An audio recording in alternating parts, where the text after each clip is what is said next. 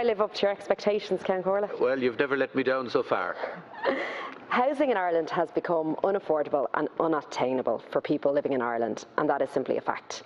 Young people in particular feel locked out of the housing market.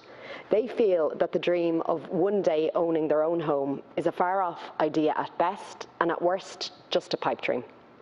But I want to live in a city and in a country where home ownership is possible for people my age, where home ownership is the norm for people my age.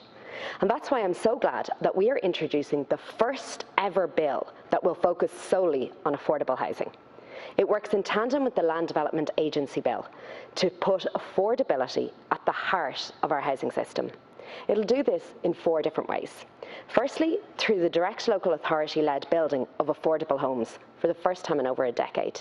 That means councils delivering affordable housing.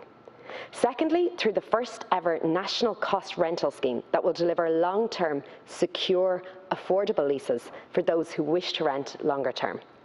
Thirdly, a national shared equity scheme for new build homes that will see the state taking an average equity of about 20% in the cost of your home, with a mortgage to be taken out on the remainder if you opt for that initiative, if you want that assistance.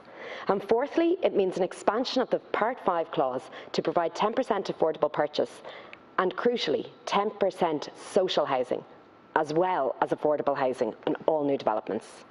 The 2 biggest issues facing the housing market are affordability and supply, and the combination of short-term measures which will help turn approved planning applications into actual homes. Measures like the shared equity scheme and the cost rental model. Those combined with long-term changes like expanding Part 5 and the direct building of affordable homes by councils. That will help us ensure supply and affordability are delivered for people as part of a comprehensive and well-thought-out housing policy. All this work is underpinned by the largest ever budget in housing and the most ambitious targets on record. And we've heard criticism today of parts of the bill, particularly the shared equity scheme. Sinn Féin don't want it available in the Republic of Ireland, despite overseeing it in Northern Ireland. We've heard comparisons with the UK scheme, and opposition politicians are right. It wasn't perfect. That's why we've learned from it. That's why we're targeting our measures at people who need support. That's why we're targeting our measures at the places that need homes built in. Because we've learned from their experience and we're building on that. And that's how policy should work. It should be developed by building on policies from other countries, by improving on them and by bringing in our own initiatives like the Rebuilding Ireland Home Loan. We've also heard talk today of investor funds and there being no place in Ireland for them. Well, that's just simply fairy tale economics, because without foreign investment, we can't build the homes we need. We can't fund apartment blocks. We need to produce in excess of 35,000 homes over the next 10 years at a cost of €10 billion a year. How do we fund that without external help?